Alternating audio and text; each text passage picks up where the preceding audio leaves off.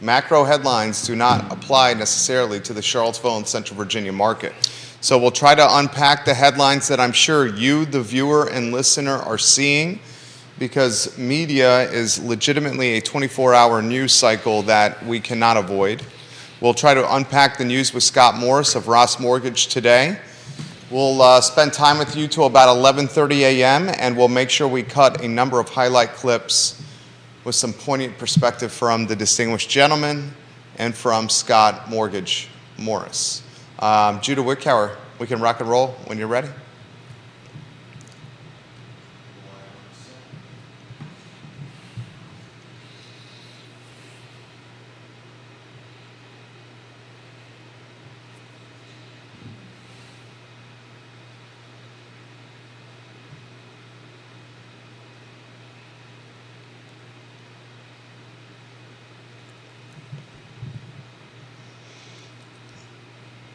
Good Wednesday morning, guys. I'm Jerry Miller, and welcome to Real Talk with Keith Smith. Thank you kindly for joining us. A pleasure to connect with you guys through the I Love CVille network on a show presented by Ross Mortgage. If you woke up this morning, you may have seen some macro headlines that are a bit disheartening in the finance and real estate spaces, but we're here to unpack those headlines and offer clarity why the macro news cycle doesn't always apply to Charlottesville and Central Virginia.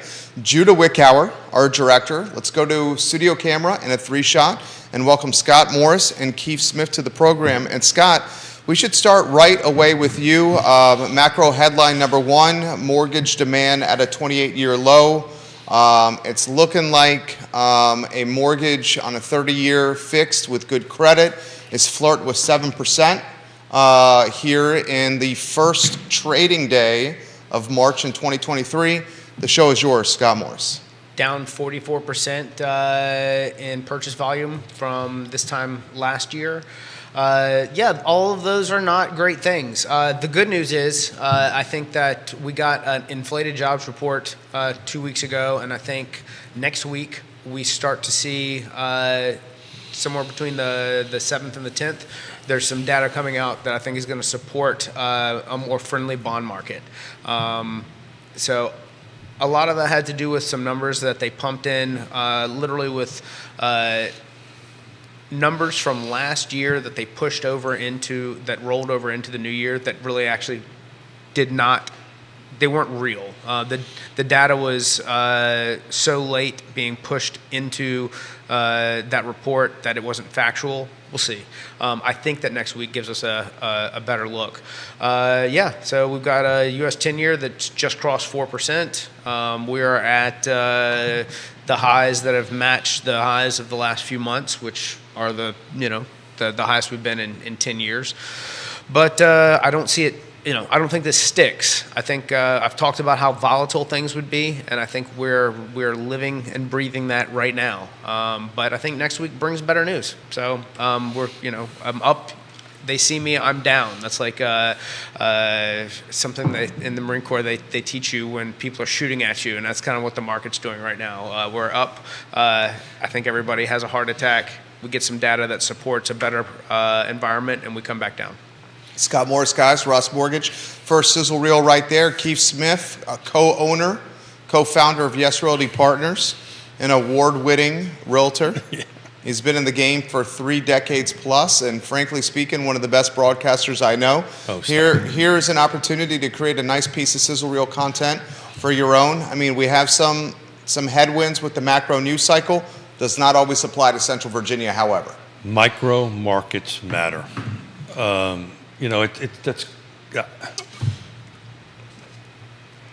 don't consider that news. I consider that entertainment that we're looking on over there. Just 24 hours, 7 days a week, filling stuff in. What I really want to look at is we do these 7 days stuff all the time going back.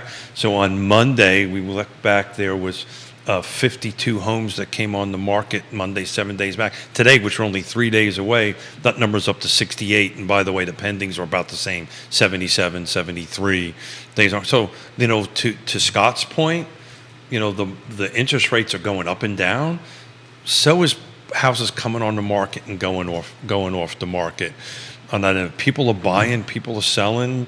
You know, they're moving the needle forward. I'll, you know, just to put a reality to it, I'm been working on trying to get 3 contracts for 3 buyers between Richmond, Nelson County, and Waynesboro, and been losing every single one of them. Multiple offers. Oh yeah, I had two somebodies lose in multiple offer situations over the weekend, making above list price offers. So, and these are all different price ranges. The one on the other side of the mountain, because of the buyer's circumstances, we're at around 200 grand, which is a hard thing to find.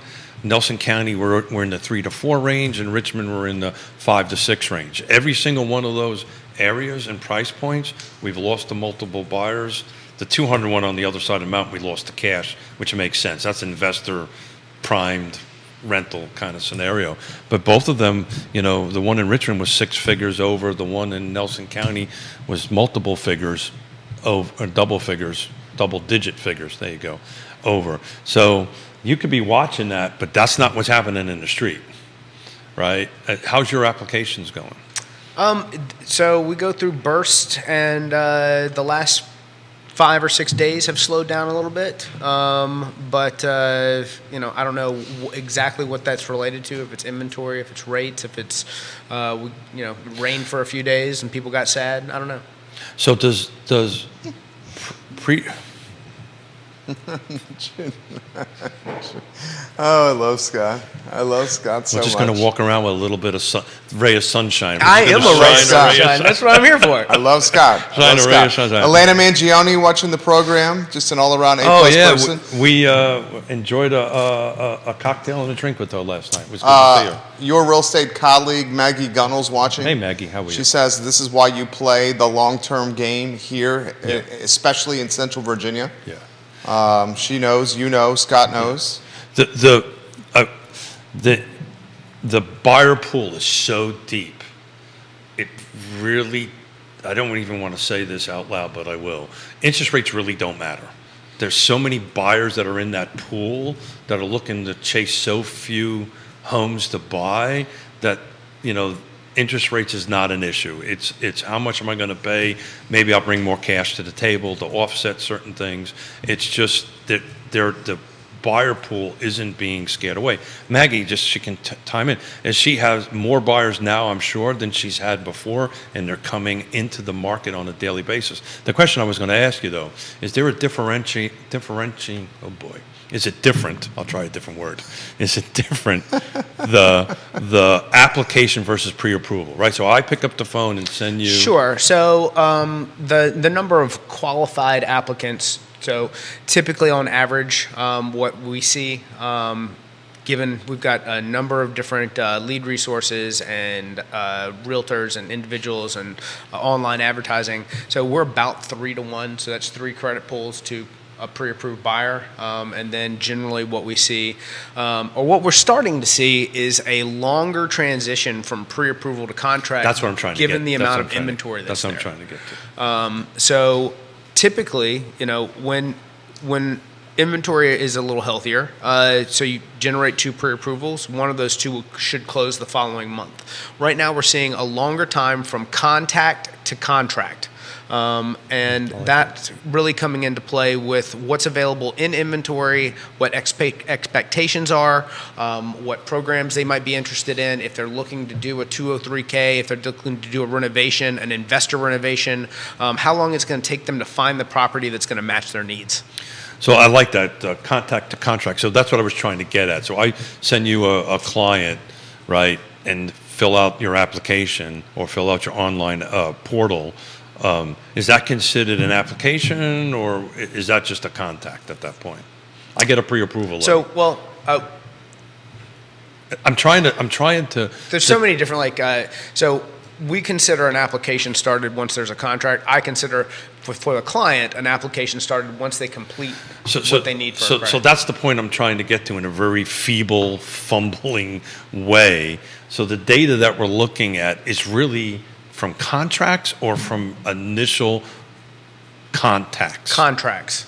Yeah. When you're seeing what the media is publishing is actual contracts. When they talk applications, They mean contracts. They mean contracts. Well, duh, there's less contracts going on now. So Absolutely. therefore, your application's on. I would be more interested in what's the volume of a Maggie Gunnels, Keith Smith, Jonas Smith, any real estate agent reaching out to you and saying, look, I need a pre-approval letter. That's something I'm more interested in, because that means we've got buyers out there actively looking. We definitely have activity, and the number of applications or leads, as far as the way we track them at a team level. So now, and you'll talk to different people. A lead could be like, "Hey, I've got somebody for you," and they just give you a name. They'll count that in their process. We like to count actual credit applications as far as our leads go. That's then from lead to pre-approval to contract when we're tracking numbers.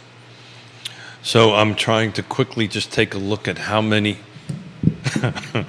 I love that. That was endearing. There you go. You had the branding upside down for those that are listening to the Yeah, somebody audio should vision. pick the show up. I'm going to drink coffee. Audio 'cause I'm version at only. 1,000 No, here. it makes the show great. Jamie Turner is watching the Here program. we go. How about this? He is the mayor of Gordonsville who lives in Culpeper. He is suggesting a client to you in the comments section right now. Her name is Amy Cutright. He's tagged Amy Cutright in the comments section of my page, and Jamie Turner said, Amy, this is the mortgage person I recommend. He's on the show most Wednesdays and should be able to assist you. He's local to Culpeper. I have actually talked to Amy in the last few days. Okay, so we're matchmaking here. Jamie Turner, you're good people. Thank you for suggesting Scott. I responded that Scott Morris moves mountains, and for those that are watching the program, he should be a first call if you're looking for financing for a house. And Amy's family, or her husband, they run a fantastic business called Greenswald, hardscaping and landscaping in the Culpeper, Central Virginia area. They do a fantastic job, and they some really, really impressive work. Questions are coming in. You were asking questions of Maggie, who's responding to you now, Keith. Thank you. She says, yes, Keith, and triple exclamation points. So many buyers, not enough affordable housing, So- especially not enough inventory under 300K. There you go. So my question for Maggie, as she's listening, is the tempo higher now than it was this time last year? In other words, are you seeing more buyers coming out in January, February this year than you did last year? I know we're starting to see it more. Our buyers' phone calls are picking up. Hey, I'm thinking about getting back into the market. I'm thinking about doing this. Where this time last year, they were so demoralized, right? Because, the rates were low. They were losing deals left and right on that end of it. We're starting to see that tempo pick up. And what I'm trying to do right here as I'm speaking live is taking a look at what in our region went pending in the last 3 days, and to take a look at what the average days on market, the medium days on market was. So in the last 3 days, since Monday to today, in our footprint, 29 homes. This is detached and attached, no new construction. I pulled that out. Have went pending in the last 3 days. Just think about that. Think about that absorption rate. In 3 days, 29 homes, attached or detached, went pending in 3 days. That is an indicator of the tempo and the speed of the market here, and we're not sure it's not. How many total units on market in the area? I mean, it's been pretty crystal clear throughout the last 6 I would month take a- period with rates going to 7% levels that rates are not really influencing this market. And that's something that we've talked about on the show. Maybe for some investors, rates are influencing the market, or for the refinance business, it's influencing the market. But there's so many buyers here that Smith is basically saying that the inventory, if it's listed at a right price and it's in a good spot, it's going to move. Your Sure. 6 things. So to give you an idea of what the buyer perception is, who's just walking in the door. Let's say somebody downsizing, they're going to sell a property, they want to retain some funds, they're going to go get a mortgage. Their concept is, I had somebody, this dude's educated, makes good money, has for 30 years, and calls me this morning. Hey, what's going on? He's like, he goes, there must be some deals out there. You're seeing those prices come down since rates are so high. I said, buddy, I had 3 people lose in the last week who are making over offer, bids that are going in to try to buy a house. Like the inventory level does not support a lower prices. It just doesn't. I 100% agree, and I'll throw it to you. Where the rates could be influencing this market is in the inventory pinch with those of us that secured rates 4% or under during the historically low interest rate period. Yep. That may demotivate us from listing homes. Because you don't have to. Because we don't have to. If you have to, then you have to. Exactly. But all that does, and we've been talking about this quite a bit, all that is going to do is make this inventory even worse. That's the problem. How do we... Go ahead. At first. So, and the exact words I said to the friend of mine on the phone was, all right, so let's say you rates... got a friend? I've got one. He's got a lot of friends. I'm his friend. Let's say rates Judas his friend. overnight fell to 5%. What's the inventory problem that we have would be just absolutely that much more worse in the short term until people could then move the mental barrier to go ahead and list the price and go, all right, I'm at 3.5. I could go to 5 to cash in on all this equity and go get the next thing. So the seller side, the list side, the number one conversation, any real estate agent that is watching or listening, contradict me or agree with me or add into your thoughts and comments on it. A lot of folks are like, well, I'm not going to put my house on the market because I got no place to go, right? Until they have to go someplace, right? Absolutely. But at the moment, motivation's a very motivating thing, right? If I'm motivated to buy and sell, and so one of the things, like if we're representing Scott as a first-time homeowner, any buyer, and he's looking at Jerry's home and Judah's the listing agent, first thing I'm going to do is call up Judah and find out to the best of my ability what Jerry's motivation is. Well, it comes back to death, divorce, family growth. He's had enough of Smith and he's leaving the state, that kind of thing. Never, Keith. Yeah. I'm not sure about that. Never. Maybe that's Mrs. Smith saying that. I don't know. We have the obvious ways of solving the inventory pinch. One of the obvious ways is government involvement. We have to be frank. That's not going to happen anytime soon.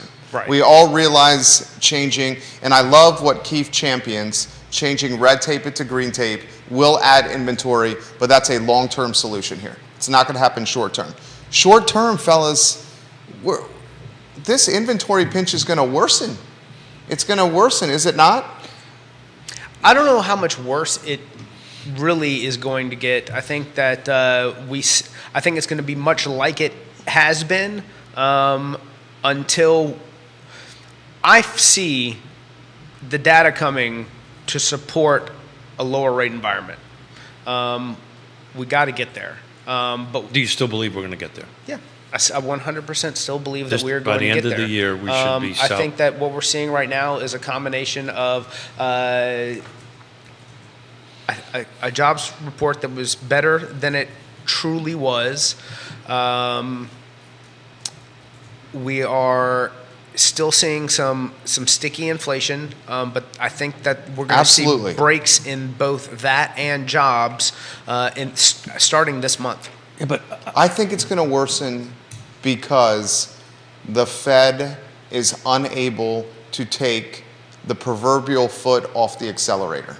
The data is still coming in hot, so he has to be hawkish with commentary, and as he's hawkish with commentary, rates will rise as a result, and that's going to keep inventory pinched. We have to be careful about what rate we're talking about going up, right? I understand there's not a direct correlation, but they're all correlated. Everything is interconnected in this world, because if your credit card debt is obscene and you are now paying whatever on your credit card that it impacts on his side of the equation on that end of it. So it is tied together, but there is technically not a direct correlation. It's more the T-bill that impacts that that thing. But I'm just looking at what has sold in closed in the last 7 days. It was 74 units, and I track very closely, what the list price and the sales price is. And when they're awfully close, that means it's kind of balanced. So the average list price of the 74, by the way, was $553,000. The median, the average sales price was $551. So it's pretty damn close. When you start seeing those deltas widen, that's when you start seeing, okay, I'm listing at $1 and I'm selling at 50 cents. You start seeing the market changing a little bit. But the median days on market for those 74 units was 7 days. Now they're all over the place. It's Albemarle, Louisa, Fulvana, city of Charlottesville, but it's our 6 jurisdictions. So we're looking at just a 7-day snapshot, attached and detached, 7 days on market. Pretty much the same delta, list versus sell. It's just, this is a case where, one of my famous sayings, less is more. In this case, more is better, right? We need more units, and I do not see them coming down the pike anytime soon. We're going to have a great conversation on Friday with Greene County to talk about some projects. Units there, which may be helpful, but, it's Econ 101. There's just not enough product. Friday, Greene County supervisors. So it's a supervisor, Dale Herring and Jim Friedel, which is the planning director. Okay, so Friday, mark your calendars. Neil Williamson's watching. That should be a good show. Yeah. Neil, good morning to you. Thank you kindly for watching the show, the president of the Free Enterprise Forum. I think Jim's wearing several hats because of some staffing issues over there. But well, did you hear what happened in Scottsville? I did. At the town council meeting. Town council meeting in Scottsville. Neil will appreciate this commentary. Kevin Yancey, I see your comment here. It's a good one, Mayor Waynesboro. At the most recent Scottsville Town Council meeting, the vote to take the tire plant, Dr. Hertz building, that is laden with asbestos and has been a forgotten property. There's a proposal on the table to convert it into apartments. And town council voted in a very narrow vote not to approve this development. And when that vote went no, one of the councilors that voted yes was so demoralized, he immediately quit council on the spot. He resigned. Literally resigned on the spot right after the vote. So what's the pushback against the apartments? The infrastructure conversation is happening where a lot of folks in Scottsville, which is a town of roughly 500 residents, they're saying that we don't have the infrastructure, roads, police, EMTs, rescue to manage this kind of added density. But here's an extra catch to this: is Scottsville is running at a budget deficit, and it's a pretty significant deficit because what allowed them. I'm very hesitant to say this because I think I know Scott's response to this. During the pandemic, they got relief money, and they spent that relief money, the town of Scottsville. And now that the relief money is gone, they have services that were financed during the pandemic that they're looking for money to keep. Shocking. They're looking to money to keep these services going. One of the ways they could have kept the budget solvent was this apartment complex, the development, because it would have, created incremental revenue. Plus, there was some immediate cash coming in. Yeah. There was some immediate cash coming in, immediate infrastructure things they were going to do. Just to put a little caveat to it, so it got rejected. It got denied. They cannot bring that application back in its current form for another year. So that apartment, that whatever they were trying to get approved, that's done for a year. Now they can bring back something else. But more than the Scottsville, and Scott, you jump in here, Keith, you jump in here. Scottsville is a unique animal because of its town status. The real estate taxes go to Albemarle County. They do not go to the town of Scottsville. Exactly and it's not like they have a ton of restaurants in the town of Scottsville that are generating meals tax revenue. Yes. So they're really looking for revenue sources here. So isn't that this kind of like this is what Scottsville has gone through for 50 years. None of this seems surprising to me that the township itself has always been like an impoverished part of the area. But I think if I'm reading Jerry's chemistry right, it's more than that. I can't give specifics, but I had a phone call from driving in from somebody that Jerry and I knows very well, for a project in in Louisa, in Zion's Crossroads, that's coming up on Monday, that they thought they had the approval for, and now they don't. And I was being asked some advice on how they should proceed or not proceed in it on that event. And I frankly couldn't offer them any great words of wisdom, to be frank. But the reality of it is, this is going to be like 500 units that just are not going to get built. 500 apartments. No. Or no, you're talking about Louisa. He's talking Louisa. Zion's Crossroads Yeah, project. Yeah. But my point is, this is a mindset that is growing out in some of the perimeter counties, right? So it seems like some of these counties caught some of the flu from Charlottesville and maybe the inner ring of Albemarle, where years ago, Louisa was very development friendly. It probably will fail. Well, I mean, look at the political capital in various jurisdictions to more density in Central Virginia. Chris Fairchild, supervisor of Fluvanna County, has come on this program and said there's going to be no more new housing in Fluvanna. He said that. There might be onesies and twosies, but other than that. That's what he said. No more new housing. You got the town of Scottsville, who voted down an apartment complex that, let's cut to the chase, we need more housing, right? Town of Scottsville voted it down. Yeah, but I don't disagree with that. If they already can't support their services that they have in place, and these aren't, and we're not even putting, if possibly if they were condos, to where you're putting hopefully a more affluent buyer, resident there, in place of however many units of apartments that you don't have parking to support, where the street parking is a nightmare. You go through all of the checklist of, they are short on police, they are short on EMT, all of these things. Like, how much benefit does the apartment building truly bring? How does is it more of a burden? I empathize with the town of Scottsville and their infrastructure concerns. I do. I 100% understand that perspective. I guess the point I was trying to make is, you got multiple jurisdictions, townships, local governments, whatever you call it, that are currently kiboshing new housing and additional housing. So it's a political climate that may not want more housing. We may have to start. Well, I think that's where we are. I mean, that's the reality of it. Well, isn't that where growth extends into other areas? So this is where Goochland and Buckingham and these outlying counties should show some benefit, because with that, Fluvanna just spent however many millions of dollars building a new high school. They get more bodies, they're going to outgrow that, and they still won't have repaid the debt on what they just did. $70 million, and they're, by the way, $20 million in debt for a water system that they don't have yet. See, I mean, when you take these things into consideration, so there's an honest belief out there that housing in these jurisdictions is a drain on everything. So do you believe that, or do you think housing actually is beneficial? Does that make sense, that question? I think a large portion of Central Virginia, and I'm not going to characterize it by majority or minority. Sure. I'll just say a large portion of Central Virginia feels that way. Mm-hmm.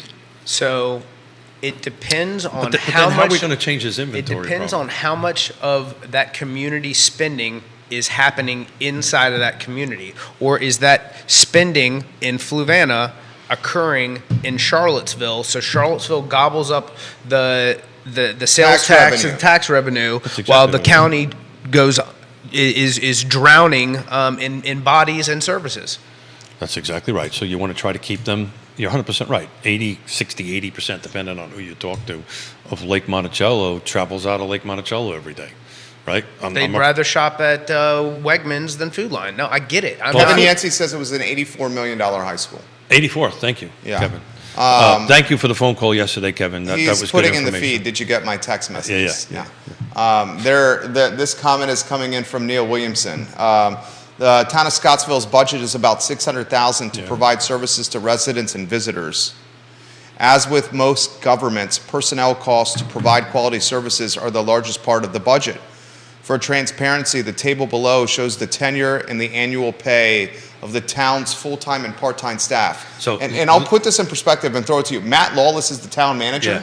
He's a great guy. Our chemistry's working. Matt Lawless is the town manager, great guy. Recently got a raise, and I hope someone tags Matt Lawless on this feed here. He's a town manager of Scottsville. I believe his raise, if what I read is correct, or if my memory is serving me correct of what I read, he's making about $53,000 here. It's not much north of it. Let me put this in To perspective. be the town manager. Let me put this in perspective. The 80% AMI for the land trust that we do is $57,000. He would not qualify. No, he would qualify. He would qualify. So Yeah. the town manager would qualify from an income perspective. Now, does he make enough income to get a loan or something like that? That's a different story. But as far as income limits go, now it depends on what his wife makes because it's a household kind of thing. But him alone so just think about that. The town manager. The guy who runs the town. Town manager. I mean, you're talking about the number one guy here. Yeah. I mean, so that really puts it in perspective. But you should, I know Neil does this, but it'd be very interesting to take a look about all the jurisdictions and what the folks make, right? And you think about what. I mean, the city manager for Charlottesville City, you're talking about $250,000 But how much total compensation. But how much of a budget does he manage? Or I how mean, much of he's an organ- managing north of $200 million. Yeah. $600K roughly for Scottsville town manager. Yeah. And I get that, but and I know Matt personally. He's good at his job. He's very good at his job. Yeah. He's a good guy. He's surely not getting paid enough. Well, then, and then we go back to every teacher, police, and Yeah, sure. firefighter that all fill these same buckets, and we're saying that we already don't have enough money to support these services, and the infrastructure to support adding more bodies to the pool. I think that's where this becomes this conversation. I can't believe I was just about ready to say this. Is this a chicken and egg thing? It is a chicken and egg right? thing. I knew every show we get chickens in. I'm chicken plus right now. You're chicken plus. I've been There you hatching go. out a bunch of You damn chicks, capitalist, you. So. So you're producing more chickens and eggs. But, so are you saying that we shouldn't do more development until the infrastructure is there, or do we? How, in your mind, how do you reconcile the chicken and the egg in this case? So I think they have Fluvanna to should happen have been harmoniously Fluvanna together. should have been more agree pro-business with that. 20 years ago, and they shouldn't have relied on utilities, public utilities, to Yeah. pay their taxes, Yeah. and they Well- would have been on the other side of the fence Well, with Louisa. we missed the opportunity of having a second power plant, which was, if I believe the math right, is about $6 million a year in taxes, and that got shot down because it wasn't politically astute at the time to go ahead and do that. So we could have had another $6 million. So this Jerry's spot on. It has to be done concurrently. That's a big word. Huh? Very Nicely proud of- done, I'm Keith. proud of myself. Nicely done. I think I even said it right. It has to be done concurrently. But I know this much. Let's talk about our home county, right? Fluvanna County.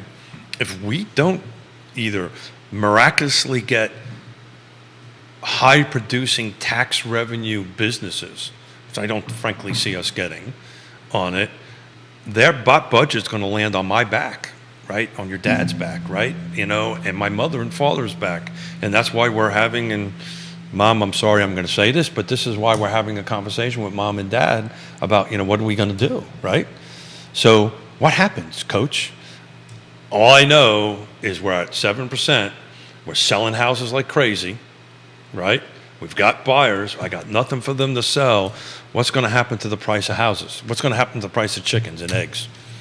Exactly. Everything's going to continue to go up, but It's going to be more affluent. So, who is it?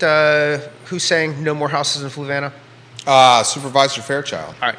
So you got the no development. So even if that Pretty influential guy in Fluvanna. even if that were to be broken in some way, you're still 4 years away from that being a thing. Oh, without doubt. And Let's try 6, but there, yeah, without doubt.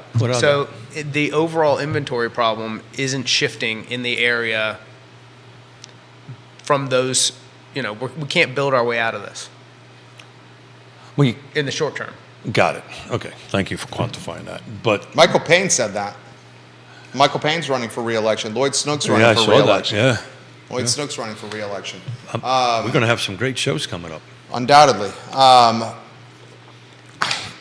That's why I stand by the comment I made about this pinch with the inventory is going to be a persistent problem. Yeah. It's not rates. It's not the rates. We've seen with the data over the last 6 months. We're In, looking in a calendar year, or excuse me, in a 365-day period, rates have 2x basically, and the housing is still selling. all you got to do is look at the reports. Yeah. On Real Talk with Keith Smith. I mean, it's It's not the rates. It's not the So, rates. well, all right, to that point. So when you have rates that have 2x in a 12-month period, so anyone who it hinders the transition of people going and taking the next step because of where they are in that sub-4 environment. But I think if we can get to 5, we're going to go through a pain point of, everything takes longer. I like to say everything takes longer than we like to think it does. But let's say it was a 90-day period where, things were just really, really tight, but rates had fallen. But people start seeing the equity that they can have in moving, and then they go, okay, all right, well, I can make it make sense to do this.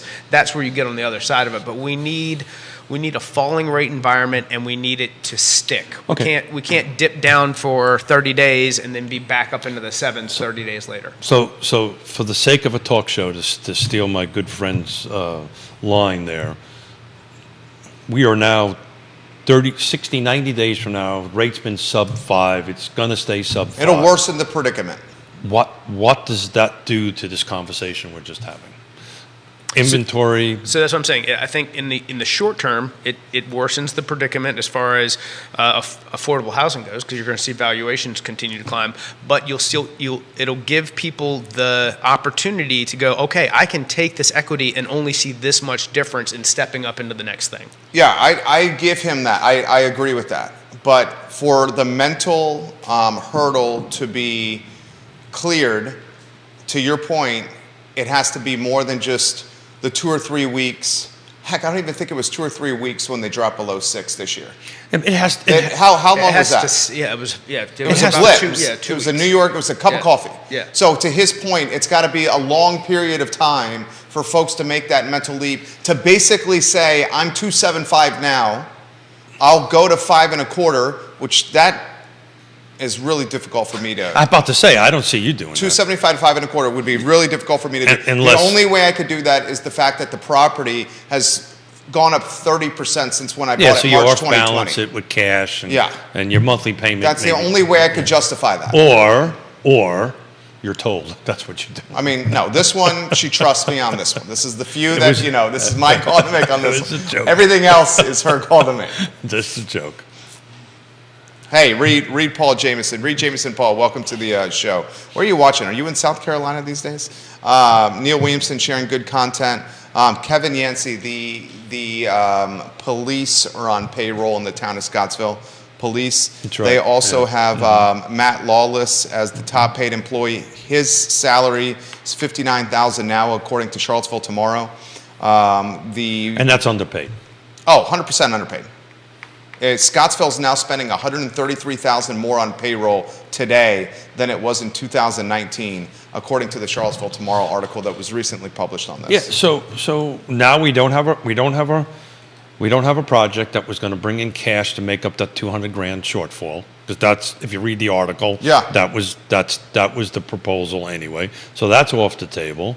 It's probably nothing is going to happen there. My suspicion would be, because I don't think it'll pencil out any other way because of the expenses of developing and doing it. So how is the town of Scottsville going to make up that $200,000? It's either going to cut services Raise the meals tax. or raise taxes. I think it's going to be both. I mean, they're talking Yeah. about in the Charlottesville Tomorrow article canceling a sidewalk construction project Yeah. to save $10 Yeah. grand, canceling a $6,000 public art grant to save $6K.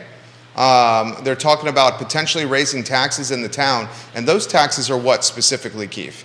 You got meals tax there that goes to the town, because the real estate taxes go to Albemarle County. They do. Yeah. I don't know enough about the tax structure in the town.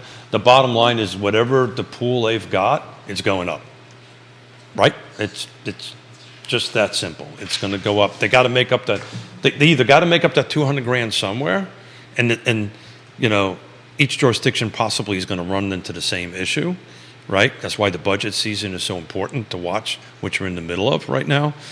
Or they're just going to cut services. They're going to take police. I mean, 200 grand is a lot. I mean, how Substantial. It's substantial. How much is the salary total? I'd have to. I don't think it equals 200 grand. Scottsville is spending 133,000 more on payroll than it was in 2019. Got it. I'd have to figure out the total number from this article. I'm reading it on the fly here. And this is resonating with the viewers and listeners. This is coming from someone who lives in the town of Scottsville. We cannot accommodate the kind of housing density that this project proposed. We don't have the infrastructure in place to do so. If they can solve the infrastructure problem, we're all for more housing because we know it's for the benefit of the businesses in the town. But until the infrastructure is there, we don't want this kind of project. Yeah. Literally in the feed. Yeah. So it's back to my chicken and egg comment. How you going? Because who's going to pay for the infrastructure, right? And I think if I remember the application right, some of the infrastructure was being paid by the developer. I may be wrong. I read it very quickly the other day, but who's going to pay for that? Where is that money going to come from, right? How much sidewalk do you get for $10,000? That's a a lot. great question. I wouldn't imagine it's a lot. I can tell you not a lot. Yeah. When you look at the concrete cost, I mean, I know what. Well, it's not the concrete cost. It's the right. It's the, I can get this out. It's the utilities you got to move to put it in. It's the infrastructure. It's not just pouring concrete. So that sounds like that's making this even smaller. Yeah, that's what I'm saying. That if that includes hundreds of feet of sidewalk, I would be very surprised. Yeah, I'm like from me to the door. That's like 10 grand. This is, and I mean, have you guys had There's like poles they got to move. your driveway sealed or repaved recently? I just did it. Have you? How much did you spend on that? Too much. Did you do it in conjunction with other neighbors No. for a price reduction? That's what we did. It's expensive. Yeah. I'm a redneck. I've got a gravel road. That's nice. That's very nice. That's very nice. Ours, I was taken aback with how expensive that was. The Scottsville Loft proposal would have meant $75,000 in general contractor licenses, Yeah. plus a boost to the local economy in the form of material sales, Yeah. lunches from construction workers, and even construction jobs for locals. So- Echelon Resources would have given $100 grand Yeah. for the levies, That's right. and would have given $200K for the sidewalk construction improvements that local residents want. All that money is gone. It's an old, Google it sometimes. It's an old white paper, but it was written in 2015, and it's called The Impact of New Construction on Local Governments. It was like Virginia Housing did it or something. So they call it direct and indirect expenses, right? So the direct expenses is during the construction, fuel, breakfast, lunch, that kind of thing. Restaurants will get a pickup a little bit. There'll be some dollars coming in. The indirect is the long-term taxes, because that apartment complex is going to pay a substantial amount of taxes. No doubt. Right. I mean, how many of the folks would have just walked over to James River Brewery and had a pint once it was finished? And Neil says it's B-poll taxes and meals tax that stays with the town. The B-poll and the meals tax. This question for you: why would Fluvanna stop someone not near the lake from building a subdivision? Well, it depends on where it is. Say that again now. Why would not? Fluvanna stop someone not near the lake from Okay. building a subdivision? Got it. Well, it depends on where it's located, right? So if it's not in the growth area, in what they call the rural area, then you can't put, by rule, you can't put in a subdivision. You can do a rural subdivision, like 5 lots, maybe even do what they call a rural cluster subdivision in there, which is a cluster. I've done one. It's a pain in the ass. Excuse me. It's a pain to go. Sorry about the little ears, to go ahead and do that. It's where the growth area is. There's growth areas. There's one around Lake Monticello and Zion's Crossroads. Lake Monticello, the reason folks wanted to do it was because the infrastructure was there, water, sewer, that kind of thing. Crazy times, my friend. Woody Fincham, I promise I'll get to your Hey, comment. Woody. Fincham and Hey, Woody. Associates. He says leadership requires looking at now, but also planning for what is coming. Myopic politicians are not what we need right now. We need housing right now, Woody Fincham says. So I just looked at Lake Monticello just to do a simple thing. The last 60 days, right? We've sold at Lake Monticello because I like using it. It's a simple metrics to do it. We've closed on 16 units in the last 60 days. These are closed and contracted. The median sales price, the average sales price was $350. That same 60 days at the end of 2022, in 2022, 34 was sold. So we're less than half, but the sales price was $335. So year over year, you went up over, somebody do some quick math, roughly $35,000, if I did my math right, on that in value. So And we're down 50%, and 44%. you're down 50%. You're down almost a 1-to-1 How many ratio. active units are there right now? I will find out for you, sir. Let's welcome Erin Searcy to the program. Hey, Aaron, how are you? She's VP of Sales and Associate Broker at Storyhouse. Yep. Hey, Aaron.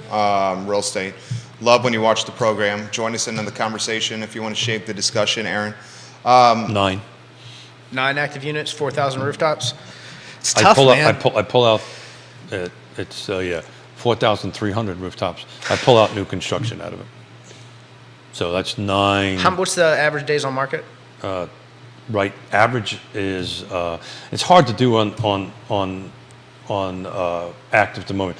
I use medium. It's 26. Okay. That's That's a lot. Actually. That's a lot. That's a lot. That is a lot. So That's a that lot. I mean, that tells. So I'm looking at a little them bit right about those now. 9. And without getting into specific details on them, because I'll get myself into trouble. Yeah, yeah.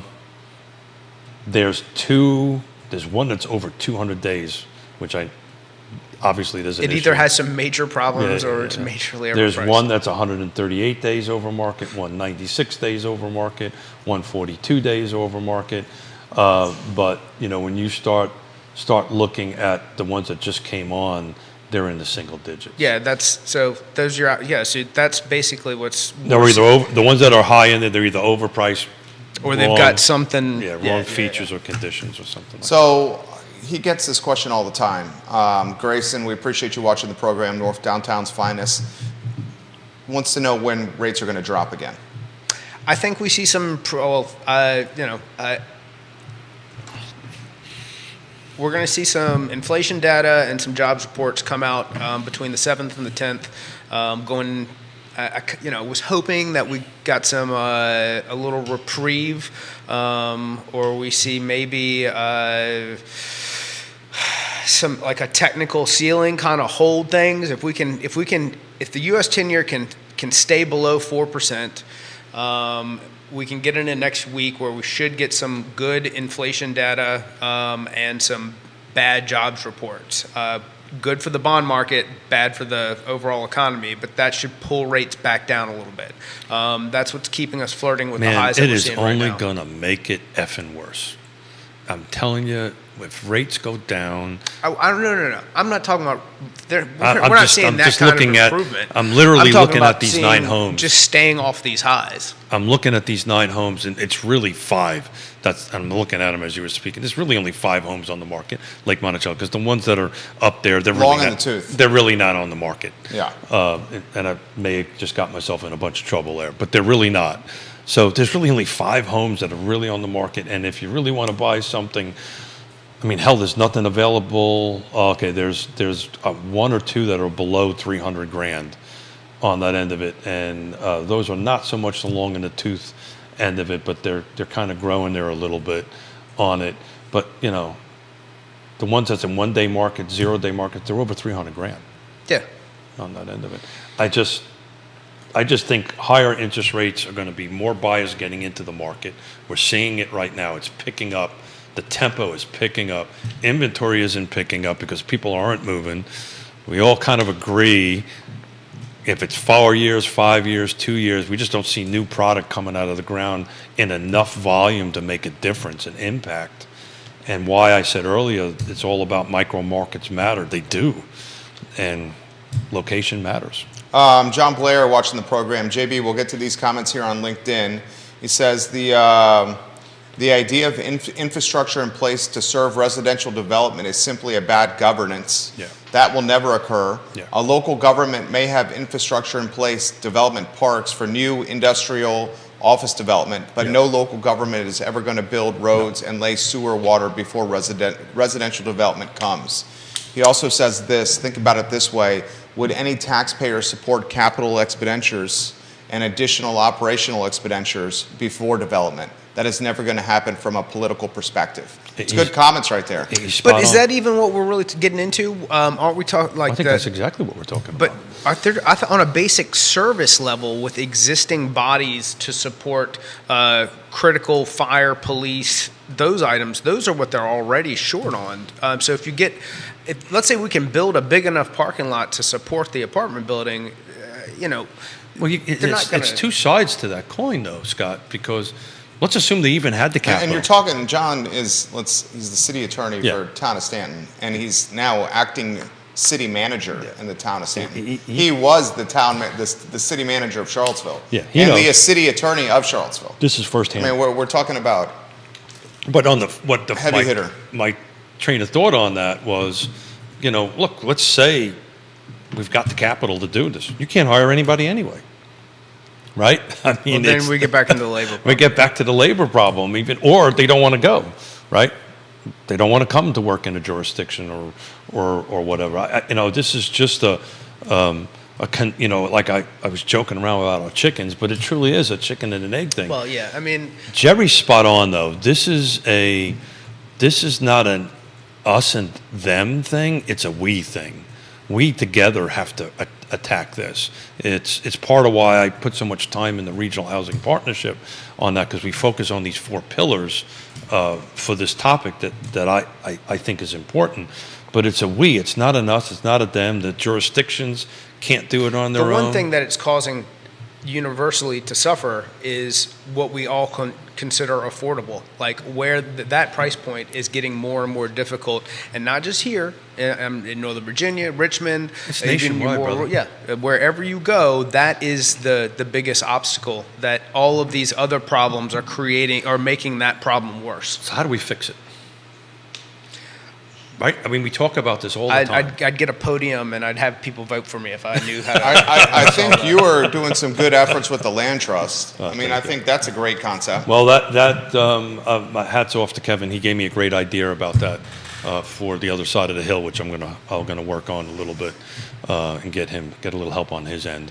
But that's just to steal it from Robert Liberty. That's just a couple of pellets of the silver buckshot. There's no silver bullet to this. Right. Well, Right? sure. If Robert Liberty knew how He knows. much his phrase He knows. he He does, knows. He it's does. used so much in Central Virginia. I love it. I get invoiced. I love, yeah. I You get got to pay royalties on that. I get invoiced. pay royalties. I get invoiced. Kevin wants to know that, and I've tried to respond in the comments here, a perfect site for new construction by the reservoir 5 to 8 miles from Zion's Crossroads. And I explained to him that there's no political capital for new construction in Fluvanna County. So he's kind of looking for venues for new construction. I just don't think you have the political A capital for it. reservoir in Fluvanna. He's saying Fluvanna has a perfect site to construct a reservoir. To construct a reservoir within 5 to 8 miles of Zion's Crossroads. I guess he's talking about the water. Yeah, that Then shit. he's also saying Louisa and Goochland are approving anything near Zion's Crossroads. Although there's a little bit of friction now. No, Yeah, I think there's friction now. I may be wrong. Monday will be the telltale to that, but my tea leaves are telling me it's going to be a close vote. Either way, to get it approved, and this is a substantial amount of rooftops in it. To the infrastructure thing. A shout out to Louisa though, right? 30 years ago, or how many years ago, Louisa did make an investment in bringing water infrastructure to Zion's Crossroads long before anything was there. I can speak to this Before first. they ever started courting Walmart, before all of it. Yeah, I can speak with some authority on this because I was part of the discussions way back when. There actually was, and our friends in Fluvanna kind of whiffed. relied on utilities as being No, their no, no, primary sir. form What of I was going to action. say is they struck out at the plate because they had an opportunity to co-op with Louisa back in those days, and they said no, for whatever reason. And now we're playing catch-up ball as far as Flavanna is concerned to bring water there. But we're not going to get any substantial water to Zions Crossroads probably for another 24, 36 months. The point is also we don't have enough dirt to develop on the Flavanna side. If you look at the growth area, it's tiny compared to the Louisa County side. It's half of Zions Crossroads, the intersection, is in Louisa County. Excuse me. So anyway, did we solve anything? That's why you're thinking it's the Greene County market. I do. I think it's going to be the Greene County market. I really believe it's the other side of the hill. It's going to be where this type of growth is going to be welcomed, right? I think on the Greene County side, we'll find more about this on Friday. I think it's the ones that are in the pipeline that's going to get produced. I think right now, new big projects might hit the same brick wall as some of the other rural jurisdictions. That's what I think. Yeah, but they have a certain amount of lots that are already either been approved or in the pipeline of being approved that, and Neil will correct me, but no other jurisdiction that I'm aware of has that volume of potential lots in the pipeline. This is from John. Please tell Scott and Keith that you three are providing a masterclass in real estate development today. This is your best show in months. This is from John Blair. Thank you, John. That's big time right there. Thank you. That JB, we means love when you watch the content and That means offer and something. share your perspective. That means something. So look, you got Payne and Snook announcing a run for re-election. You got 3 spots on the Board of Supervisors, Albemarle County. Albemarle County. You got Greene County, 1 supervisor coming in Friday. Yep. To give you some clarity. You're going to start doing these coffee with the candidates, which I think is a great idea. Mm-hmm. Show me the path to meritable and tangible change. What moves the needle? Show me the path. What is it? Yeah, and that's the question I asked is, how are we going to fix this, right? Look, the only way I know how to do something, because I'm surely not smart enough to come up with some genius plan. The only way I know how to do this is to talk about it and to get the decision makers or get the stakeholders, is the term du jour, on it at the table. That's the reason why on March 24th we're doing this summit with the Regional Housing Partnership, which again is built.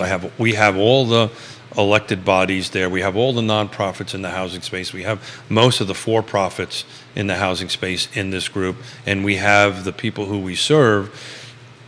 Not one of those pillars can do this on its own. So people don't like change, people don't like increase of cost, and people don't like things in their backyard. Yeah. So what is it that overall, because we're getting, the university's expanding, the alphabets are expanding, NGICs, DIAs, those, we're getting more bodies. So how do we support more bodies and do something to alleviate the cost if we can't build, if every jurisdiction's policy is we don't want to grow? It's got to be economic development. If it's not economic development, then all you're going to do is raise taxable burdens on real estate, real estate, and gentrify the community. We'll let John Blair answer this question Please. if he can. I know of the conversations I'm having with businesses that want to come in the area. They won't do it, A, because there's not enough bodies to hire, and because there's not enough rooftops, there's not enough people here, and what they're going to be. What kind of business are those? These are manufacturing businesses. These are, $20 an hour kind of jobs, that kind of thing.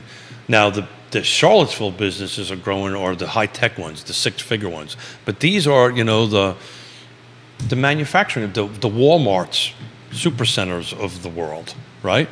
They're not coming into our area because there's just not enough bodies to hire. So again, it's this chicken and egg kind of thing going on. I think we're getting an Amazon data center in Culpeper. You are. How confirmed is that? Confirm. Confirm? Wow, that's big time. Right. And so what's going to happen is all the people that are losing their jobs out west, they're going to migrate this way. right? Because they need somebody to work there, right? That they're not autonomous. Look at that, that's another big word. Autonomous. Did I hurt myself? Yeah, I think I hurt myself on that I one. think you did a great job right there. Autonomous, right? They don't run by themselves. They require people, correct? To a certain degree. Yes. Right. So they're going to hire people. Where are those people going to come from to go ahead and do that? I might get myself into a little trouble here, and Jerry loves it when I do this. I love when you do that. Mrs. Smith does not. I love it. I think the biggest conflict that we've got going on here is going to be a generational conflict. It's going to be between. So let's just look at who's opposing projects. What do they look like? They are generally older in demographic, white, have mustaches and tassels on their loafers. That was the thing at Keith Smith over there. Yes, they're No tassels on my they're head. Not even remember when loafers. Scott made that joke. I thought it was hilarious because I could truly see you at one time wearing loafers with tassels. Who says I don't? Well, I just don't bring them on here because you bust my chops so much. Neil says the Amazon data center is not a high number of employees for Culpeper. And he shares the Charlie Armstrong link from the Free Enterprise Forum that talks about the Greene County Board of Supervisor interaction. Reed So that Jamison was Paul for says 55 and over says project. old white liberals oppose housing. That's what he writes from South Carolina. It's actually- actually both sides of the aisle. It's both sides of the aisle that's doing this. It's one of the few unifying topics. It's the NIMBYism. NIMBYs. Yeah. NIMBYism is So one of the few that's what I was unifying- trying to get to. NIMBYism Topics. look usually like me. There was just an article which I was not planning to talk about it here. By actually Vaughn's googling me right now. Insider Magazine, Business Insider. Self-centered boomers destroyed the economy, and now millennials and Gen Zs are paying the price. So the article basically talks about that the younger folks are build baby build kind of thing. Where am I going to live? The older boomers, which would be me. But you're not. You don't embody that. No, but it's I hear you're in the game of selling. I am real in the estate. yeah. In case anybody's wondering, You're a realtor. I am a realtor. You're a realtor. Actually, I do You a work. job. He works. I work. He actually, well, he had some good news today. I'll leave it at that. Yeah, I'll leave it at that. Yeah, I left it at that. yeah. Yeah. You can't. We can't talk about that. Left right it at now. that. Thanks for putting me in the box there. Appreciate it, brother. So we're in circles, right? You know, we can give these. And John, thank you so much. I've always wanted to do a master class on this topic. Oh, he would on be the so show. great. But at the end of the day, it requires these, in my opinion, it requires these four pillars. The government can't do it on its own. The private sector can't do it on its own. The nonprofits definitely can't do it on their own. So everybody has to be together at one table to say, okay, well, we're going to do it. And that's how we got these 23 units built with the land trust. So here's my question about the 23 units. So how does that continue to remain affordable Great with question. the shortage of inventory to the point where someone who fits the 80% AMI bucket can no longer afford to qualify what the market kind of drives the cost? Try Is that it- question a little bit All right, differently. so I had you halfway through one the of second. one of these units comes available, and in order for someone to purchase that, they must fall into the 80% AMI, be qualified. What controls the cost of that when it comes back on market? Oh, you can answer that one I can. I'm going to try to do it and layman's perspective. do it without geeking out. Explain it so I can I understand. mean, marine proof? Yeah, Is yeah, that yeah. what you're trying to say? Yeah. There you a good go. Now question. you I understand got it? So I'll do it by an example. Our land trust, the first units we built was on Nassau Street. We built 4 of them. We received $260,000 from Charlottesville. Plus they helped us with a bunch of red tape, turning it into green tape. We expedited some things. So we turned around, we acquired land, we did the horizontal development, and we did the vertical development, sold them for $215,000. So the way the land trust works, it retains ownership of the land, right? So there is a 99-year lease on that land. The buyer buys the improvements on top of it, right? Mm-hmm. So now when that process happens, the land trust does a fair market appraisal. Matter of fact, Woody does the fair market appraisal. So those units, I think it was 2.5, 3 years ago, when they were sold, They sold for $215,000. Done. They're in the house. 80% AMI, yada, yada, yada. They're in the house generally for like no cash down because we pay closing costs and all this great stuff. 2 years later, I get a phone call. I'm ready to move up the housing ladder. I've got a new job. I'm ready to move up. I want to quantify back. As long as that buyer's in that house and their salary goes up, they're in the house. They're good, right? They're in it, right? Maybe that was part of the question you were trying to ask. They want to sell the house. I got what it. controls the value of the house? I'm trying to get there. So now 2 years from now, they're ready to sell. We do another appraisal. In this case, it jumped up to 400 grand, right? So they went from 300 grand to 400 grand in 2 years. I thought they bought it at 215. They bought it at 215. The market value was 300. Okay. So the market value then 2 years from All right. Now the market value is 400. 400 grand. What's the? Well, let me get it. So they get to use 25% of that appreciation, that 100 grand. They add it to their 215 initial purchase price. So the maximum sales price is 240, right? And the buyer has to make 80% AMI and below. So that does that. And oh, by the way, in both those cases, they walked away with over $50,000 cash, moved up the ladder. So it was win-win-win. It was a win-win-win. And then but you know what's even better for the jurisdiction? The city gave us $60,000 for each lot. That's $160,000 will continue to give forever. So I'm not going back to them and saying, I need another $60,000 for the buyer who's buying that. So it's a one and done, much like my martinis at Tavola, one and done. And it's true, I walk in and the bartender goes, one and done? Yeah, one and done. And so I hope that wasn't too complicated. No, I get it. So, all right, so. What happens after the 99 years? It renews automatically. There you go. So, conceivably, right now, originally appraised at 300, purchased at 215. Now we could be at 450. They get to keep 25% of the delta. And 265. 265 can't sell to anybody that makes more than 80. And, oh, by the way, our average AMI is 65. But that gives you an idea. So to the point. It's one solution. It's not the solution. It's not even a solution. How many? We're talking 15 units total. No, I've done more than that. I know. I understand that. But what I'm saying is, for everybody else, we went from 215 valued at 300. Forget it. We went from 300 to 450. Where does that place every other buyer who's That's out exactly there? right. That's the problem. That's the problem. That's why he says it's a silver buckshot. It's not the solution. It's two pellets within a buckshot. It's not the. You have to bring along everybody else of those pillars in order to get closer to a silver bullet. I mean, we had probably. How do I get like a tiny house development like approved somewhere? But where would it go? But you can't. That's the problem. And also, the tiny houses are often priced per square more expensive than the single-family detached. And why is that?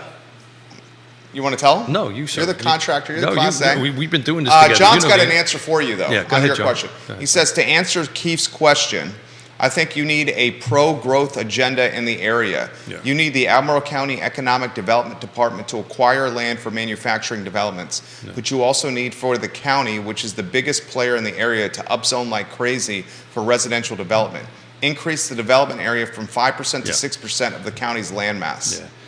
And Answering your question specifically. Yeah, and thank you, John. So I'm actually more in favor of a land bank so that the jurisdictions, and that's something I've been pushing, that the jurisdictions, if they had brownfields or parking lots or some amount of land that they weren't using, they put it into a land bank, and the land bank then reaches out to different developers. Very similar to what UVA is doing, that I'm part of the community engagement team. Yeah. We send out RFPs and so forth and so on in it.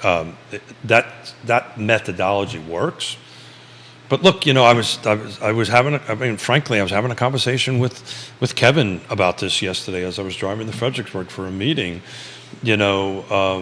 Another path is, tax delinquent properties. We just don't have any here. Yeah. This is in Richmond. Richmond's got this is in 1,000. Richmond. There's some on the other side of the hill, and that was the conversation.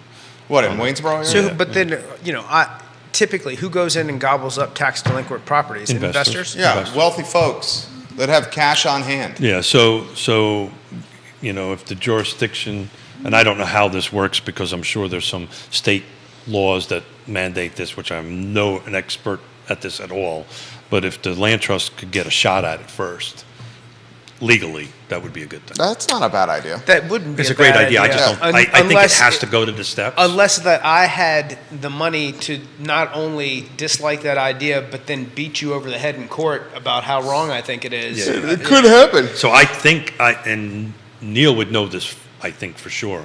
I think it's like a foreclosure, Yeah. right? It has to go to the court steps in order for it to get in. I don't think they can unilaterally just take it, but I may be wrong. I want to emphasize I this. may be wrong. They Please can't don't- please until don't. you get enough people to vote on it, and then if that's Please Where don't. the argument- Please We've don't. had in the 23 years that I've been in the Charlottesville area, I've been here 23 years in August, we've had arguably the most pro-housing counselor, and Michael Payne on there. I think Dave Norris is probably in that category too. Michael Payne, you can make an argument the most pro-housing counselor in the last 2 decades. I actually think the timing, if that's what you're thinking. Go ahead, I'll let you finish. I apologize. Here's my point. A very pro-housing council. Lloyd Snook says in his re-election announcement that affordable housing is a priority for him. Yeah. Most pro-housing counselor in the last 23 years, and nothing has materialized. Well, Nothing is materialized. Well, here's a prime example. The conversation is going in the right direction, but it's just a conversation. Excuse me. It's just a conversation. The best, go ahead. But without those other pillars, the government just can't do this on its own. It could help. It could facilitate. It could potentially fund. It could turn red tape into green tape, but it really can't do this. It takes a willing seller, to quote Neil Williamson. Somebody's got to be willing to sell this land to go ahead and do it. But, it's... they got to be willing to sell the land. You got the land, the surrounding landowners not to fight it tooth and nail at every meeting for approval. I mean, that's what turns this should be 1 year, 2 year process into a 6 year. 10 years ago, I made a proposal to Fluvanna County, and it got shot down. And my proposal to Fluvanna County, it's pretty outside of the box, was to do what's called a subdivision overlay. The county itself takes on the role of being the rezoner, and they rezone it, and it sits over the top of an A1 property. And if Keith, Jerry, and Scott come in there and we meet all the criteria and check all the boxes, then it automatically drops down on top of the land, and then we get to move forward.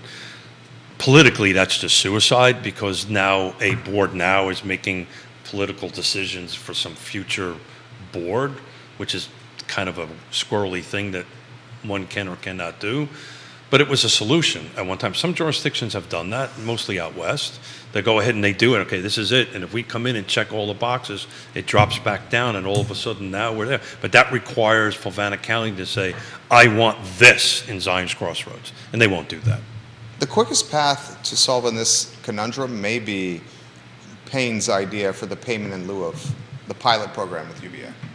Now, will UVA ever do that? I don't know. Yeah, rephrase that again. I mean, where Payne is talking about how UVA owns so much real estate, and what percentage of that real estate is being paid, or taxes being paid on.